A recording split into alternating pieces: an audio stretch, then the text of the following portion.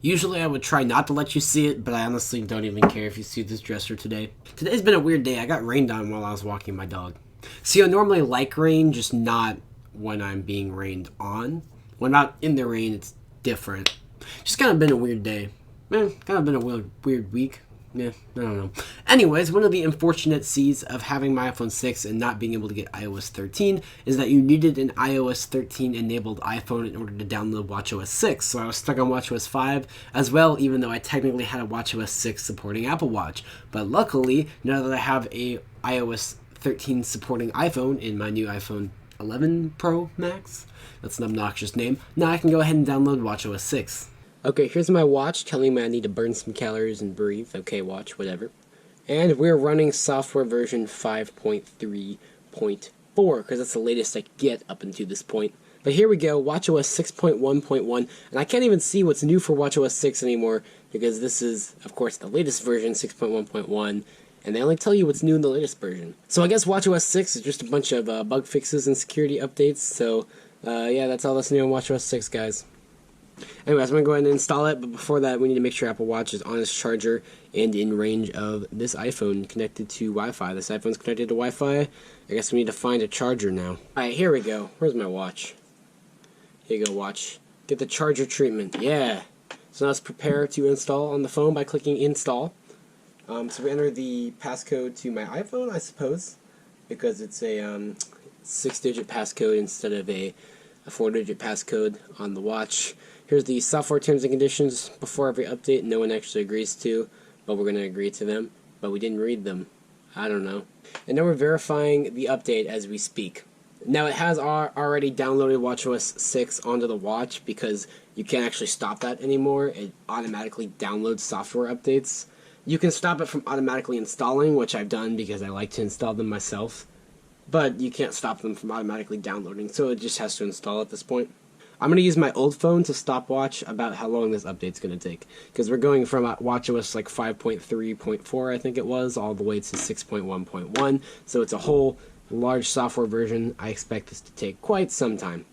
Come to think of it, I don't know if my camera battery is going to last this long.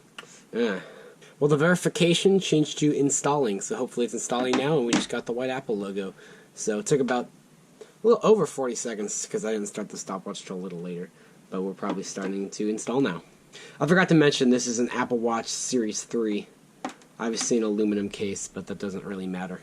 So Series 3 is one of the watches that got WatchOS 6 from the start. The 3 and 4 did, but unfortunately I didn't get it immediately because you had to have an iOS device supporting iOS 13, which I didn't have. We're making progress.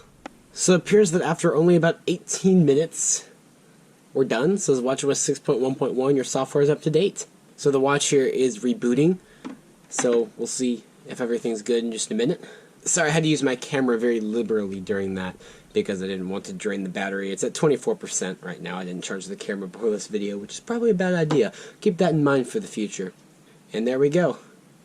It just popped up. There appears to be a slightly new power charging animation. The outer edges of the power ring are now curved on the edges rather than being flat. So I'm going to go ahead and put this back on my wrist now. Same two things as before, just in a different order. So let's jump out into the home screen. We should have some new apps here. So here's a new app just for girls. There you go. And there is the, I don't know what app that is. Okay, so Now Playing is now its own app. Okay, cool. Audiobooks. Never going to use that ever. Oh, they changed the heart rate app to red now. They also changed the logo of their Reminders app to fit with iOS 13 and macOS Catalina. I'm specifically looking for a calculator app, though. It should be here. Here it is. Here's Calculator. So, calculator on your watch. I thought that should have been included from the beginning. Finally here, now. And down here, Find My is now on here. I always thought Find My iPhone should have been on watch. It never was, but now the regular Find is.